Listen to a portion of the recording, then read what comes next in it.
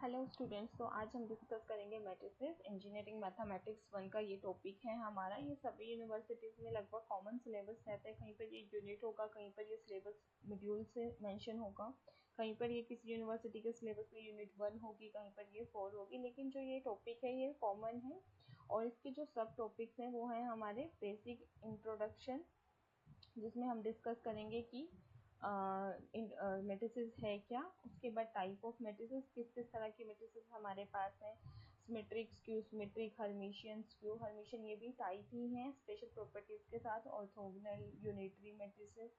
उसके बाद हम डिस्कस करेंगे रैंक ऑफ मैट्रिक्स कि मैट्रिक्स का रैंक क्या होता है। कुछ फॉर्म्स होंगी जो हमें सॉल्यूशन देने में हेल्प करेंगे, echelon form, normal form, consistency of a system of linear equation, homogeneous and non homogeneous. तो हमारे पास यहाँ पे सिस्टम ऑफ लीनियर इक्वेशन होगा, उसके सॉल्यूशन हम डिस्कस करेंगे कि हमारे पास यूनिक है, फाइनाइट है, इनफाइनाइट है और नो सॉल्यूशन है। और दो केसेस होंगे, होमोजीनियस सिस्टम होगा और नॉन होमोजीनियस होगा। फिर हम इसी सिस्टम को मैट्रिक्स से रिप्रेजेंटेशन भी देंगे और उसे आइगन वैल्यूज, आइगन वेक्टर का भी हम डिस्कस करेंगे।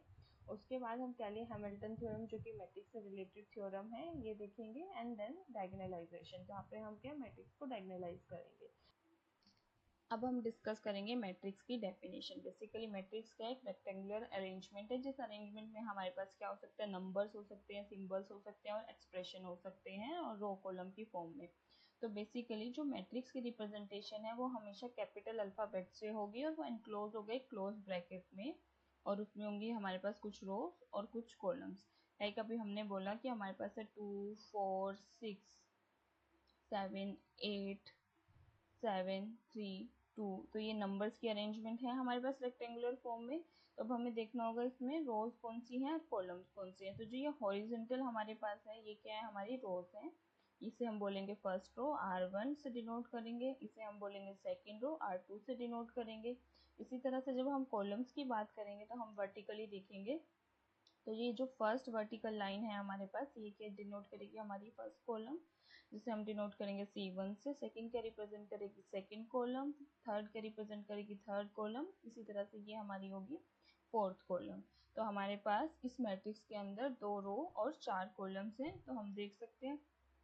इसी तरह से जो मैट्रिक्स की जनरल रिप्रेजेंटेशन है वो क्या है, AIJ M क्रॉस N। हमने मैट्रिक्स की डेफिनेशन देखी थी। अब एक मोस्ट इंपॉर्टेंट चीज़ क्या रहती है, ऑर्डर ऑफ मैट्रिक्स, जो हमें किस पे डिपेंड करता है, रो और कॉलम्स के बारे में बताता है कि उस मैट्रिक्स में कितने रोज और कितने कॉलम्स है।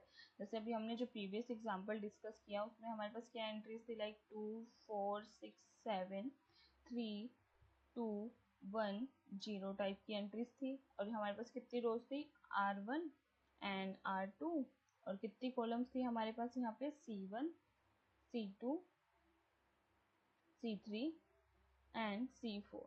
तो यहाँ पे हमारे पास टोटल कितनी रोज हुई, 2 और 4 कॉलम्स हुई। तो हम इसको लिखेंगे 2 क्रॉस 4, यानी कि number of rows into number of columns. तो हमारे पास 2 रोज और 4 कॉलम्स हैं इसमें। तो इस मैट्रिक्स को हम 2 क्रॉस 4 से भी लिख सकते हैं। तो अब हम देखते हैं कि मैट्रिक्स को जनरल वे में विद ऑर्डर किस तरह से रिप्रेजेंट करते हैं। जो इनके एलिमेंट्स हैं, ये जो हमने अभी एक मैट्रिक्स सपोज करते हैं, लेते हैं A, और इसकी जो जनरल नोटेशन है AIJ M क्रॉस N, यानी कि ये एक मैट्रिक्स है M रोज और N कॉलम्स के साथ, और जो AIJ है ये इसके एलिमेंट है। तो अगर मैं इसे एक्सप्रेस करूँगी तो ये मुझे किस तरह से दिखेगा, I जो मेरा रन कर रहा है वो किसके लिए रन कर रहा है, 1 to M रोज के लिए, और जो मेरा J है वो किसके सुफिक्स चलेगा, कॉलम्स के लिए 1 to N तक के लिए। तो मुझे उसी के अकॉर्डिंग अपनी मैट्रिक्स लिखनी है। तो ये जो मेरी फर्स्ट लाइन है फर्स्ट रो रिप्रेजेंट करेगी, यानी कि I तो मेरा 1 है यहाँ पर, और ये फर्स्ट ही कॉलम है तो J भी 1 होगा। अभी यहाँ पर मेरा फर्स्ट रो ही चल रही है तो रो I1 रहेगा, कॉलम सेकेंड A1 3 इस तरह से, और अप टू कहाँ तक चलेगा, A1 N तक, nth कॉलम तक ये हमारा रन करेगा। उसके बाद हम क्या करेंगे, सेकेंड हॉरिजॉन्टल लाइन पर जाएंगे, जो सेकंड रो होगी हमारी। तो सेकंड रो फर्स्ट कॉलम, इसी तरह से A22 A23 and A2 M तक चलेगा। उसके बाद जो ये रोज है हमारी कहाँ तक रन करेंगी, M तक, क्योंकि I हमारा कहाँ तक रन कर रहा है, M तक रन कर रहा है। तो AM1 AM2 and up to so on AMN।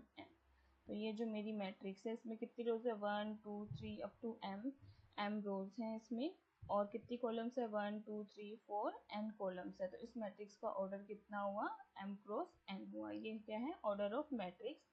और ये जो ए आई जे हैं ये पोजीशन वाइज एलिमेंट रिप्रेजेंट कर रहे हैं। जैसे हमसे पूछ ले कि फर्स्ट रो सेकंड कॉलम यानी कि 1/2 एलिमेंट कौन सा है, तो हम क्या कहेंगे, A12 जो इस पोजीशन पे है ये हमारा क्या है, 1/2 एलिमेंट यानी कि फर्स्ट रो सेकंड कॉलम के इंटरसेक्शन में जो एलिमेंट आएगा। इसी तरह से हमसे कोई पूछे कि A23 एलिमेंट कौन सा होगा, 23 एलिमेंट, तो ये क्या होगा, हमारा सेकंड रो और थर्ड कॉलम के जो इंटरसेक्शन में एलिमेंट आएगा वो हमारा इस A23 एलिमेंट होगा उस मैट्रिक्स का। अभी हम एक एग्जाम्पल देखते हैं इसका।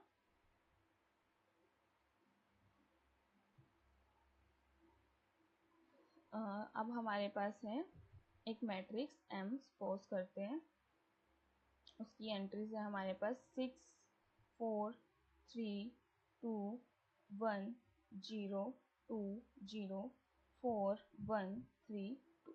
ओके, तो इसमें कितनी रोज हैं, 1 2 एंड 3 रोज हैं। तो 3 m की वैल्यू कहाँ तक चलेगी, i मेरा कहाँ तक रन हुआ है यहाँ पे 3 तक। उसके बाद कितनी कॉलम्स अगर मैं काउंट करूँ तो 1 2 3 4 कॉलम्स हैं। तो बेसिकली इस मैट्रिक्स का ऑर्डर तो कितना हुआ, 3 क्रॉस 4 हुआ। अब मुझसे जो मेरा n है वो कहाँ तक रन करेगा, 4 तक करेगा। अब मुझसे अगर कोई पूछता है कि m मैट्रिक्स की 2/3 एंट्री बताओ, यानी कि सेकेंड रो और थर्ड कॉलम, तो सेकेंड रो कौन सी होगी, ये होगी, और थर्ड कॉलम कौन सी होगी, ये, इनके इंटरसेक्शन में कौन आ रहा है, 2। तो यानी कि जो स्मॉल m 2/3 एंट्री है वो क्या है, मेरी 2 है। इसी तरह से मुझसे कोई पूछेगा A31th, सॉरी 3/1 एंट्री, तो वो क्या होगी, मेरे पास थर्ड रो और फर्स्ट कॉलम को जब हम इंटरसेक्ट करेंगे तो क्या मिल रहा है मुझे, 4, यानी कि जो इसकी एंट्री है कौन सी पोजीशन पे, 3/1 पे, तो वो क्या होगी हमारी 4 होगी। इसी तरह से हम अदर एंट्रीज के बारे में भी बता सकते हैं और ऑर्डर ऑफ मैट्रिक्स के बारे में भी बता सकते हैं। तो ये क्या है, 3 क्रॉस 4 इसका ऑर्डर है। इसी तरह से हम कोई भी ऑर्डर के साथ अपनी मैट्रिक्स कंस्ट्रक्ट कर सकते हैं। अभी हमने ऑर्डर ऑफ मैट्रिक्स देखा, अब हम देखेंगे टाइप ऑफ मैट्रिसेस। तो इसमें क्या होगा, हमारे पास सबसे पहले रो मैट्रिक्स और कॉलम मैट्रिक्स। लेट्स सपोज कि हमारे पास कोई m मैट्रिक्स है, उसमें एंट्रीज हैं 4 6 7। तो यहाँ पे जो मेरी R1 है वो क्या है, 4 है सिर्फ, R2 क्या है मेरा 6, और R3 क्या है मेरा 7। यहाँ पे मेरे पास रो तो 3 है लेकिन जो कॉलम है वो सिर्फ एक ही है। तो ये कि मेरा क्या होगा, रो मैट्रिक्स। यहाँ पे जो इसका ऑर्डर बनेगा वो 3 क्रॉस 1 बनेगा। तो बेसिकली रो मैट्रिक्स में आई तो रन करेगा लेकिन जे क्या रहेगा, फिक्स रहेगा 1। तो ये मेरा क्या होगा, रो मैट्रिक्स। अगर मेरे को इसको जनरल एलिमेंट्स के साथ लिखना है जनरल फॉर्म में, तो वो क्या होगी, A11 A21 A31 up to AN1। अब हम इसमें देख सकते हैं कि जो I है यानी कि 1 2 3 एंड जो फर्स्ट सुफिक्स है वही रन कर रहा है, जो J की सुफिक्स है वो 1 फिक्स हो जा रही है, यानी कि ये n क्रॉस 1 की मैट्रिक्स है और ये हमारी क्या है, रो मैट्रिक्स। इसी तरह से अगर हम कॉलम मैट्रिक्स देखें तो उसमें सिर्फ हमारे पास सारी कॉलम्स होंगी। लेट्स सपोज हमारे पास C कोई मैट्रिक्स है 4 8 2 3। इसमें रो में की बात करें तो एक ही रो है R1।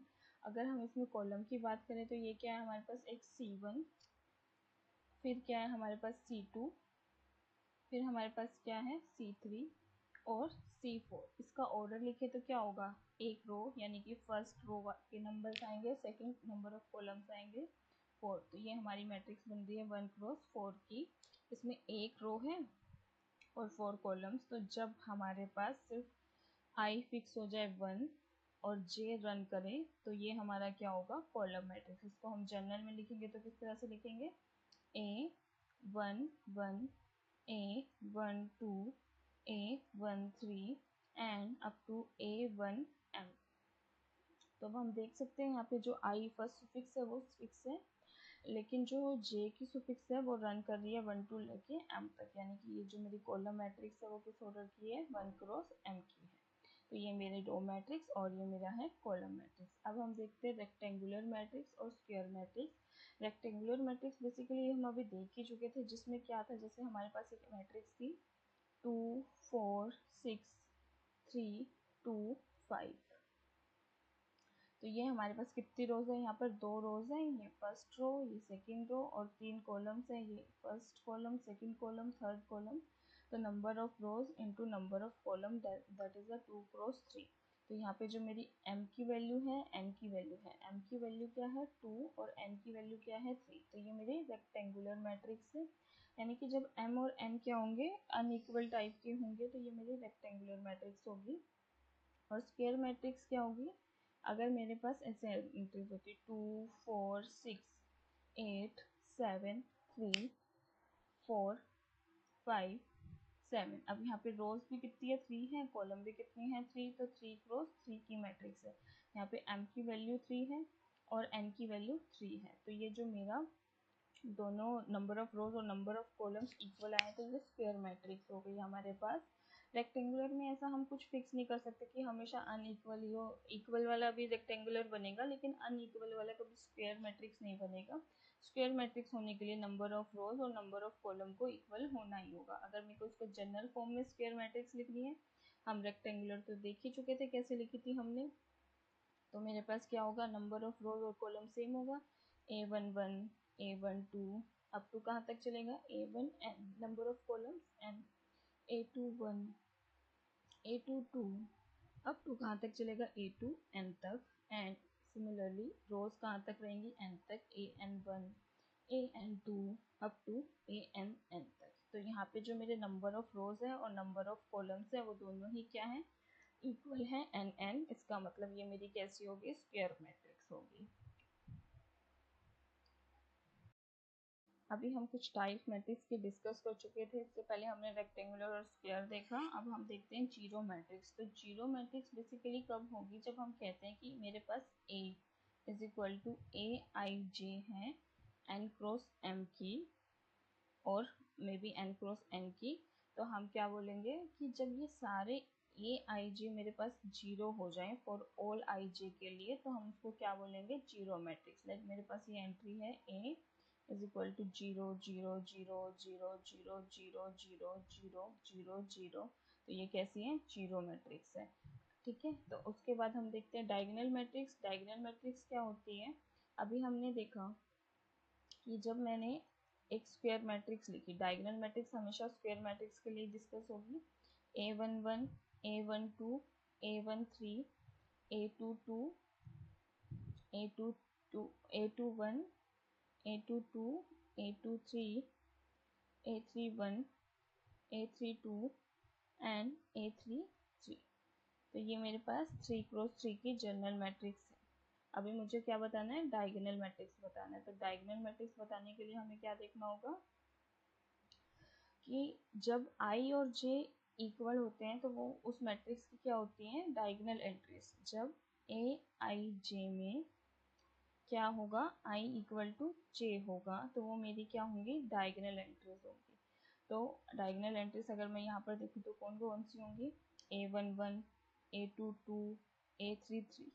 और जब क्या होगा i not equal to j, तो वो क्या होंगी, नॉन डायगोनल। और जब i इक्वल टू j था तब वो डायगोनल एंट्रीज थी मेरे पास, एलिमेंट्स थे। तो जब भी किसी मैट्रिक्स में मेरा a i j जीरो हो और ऑल i j के लिए, कब, जब वो i और j not equal to j हो, तो हम उसको क्या बोलेंगे, डायगोनल मैट्रिक्स। यानी कि मेरे को कौन कौन सी एंट्रीज देखनी है, a12 इसका मेंबर है, i1 है 2 J2 है, तो ये दोनों नॉट इक्वल है, यानी कि ये एंट्री जीरो होगी। इसी तरह से मैंने A23 देखा, I2 J3 तो नॉट इक्वल, इसका मतलब ये एंट्री जीरो होगी। तो ये सारी एंट्रीज मेरे पास क्या हो जाएंगी, जीरो होंगी। तो मैं क्या बोलूँगी कि ये मेरी डायगोनल मैट्रिक्स है। तो ये मेरे पास किस तरह से दिखेगी, कुछ इस तरह से दिखेगी, A equal to A11 0 0 0 a22 0 0 0 a33। जो ये डायगोनल एंट्रीज हैं इन पे कोई रिस्ट्रिक्शन नहीं है, ये जीरो भी हो सकती है, नॉन जीरो भी, लेकिन जो ऑफ डायगोनल है ये जो है नॉन डायगोनल, इनको मस्ट भी जीरो ही होना होगा डायगोनल मैट्रिक्स बनने के लिए। और जो डायगोनल मैट्रिक्स हैं वो हमेशा स्क्वायर मैट्रिक्स के कॉन्सेप्ट पे ही डिस्कस कर सकते हैं। ये हमारी क्या है, diagonal matrix. Thank you for watching the video. अगर आप और भी मैट्रिक्स के टाइप देखना चाहते हैं तो चैनल को सब्सक्राइब करें, और डायगोनल मैट्रिक्स के सब और कौन कौन से केसेस हो सकते हैं जो हम पर्टिकुलर केसेस पढ़ते हैं वो कमेंट में बताएं।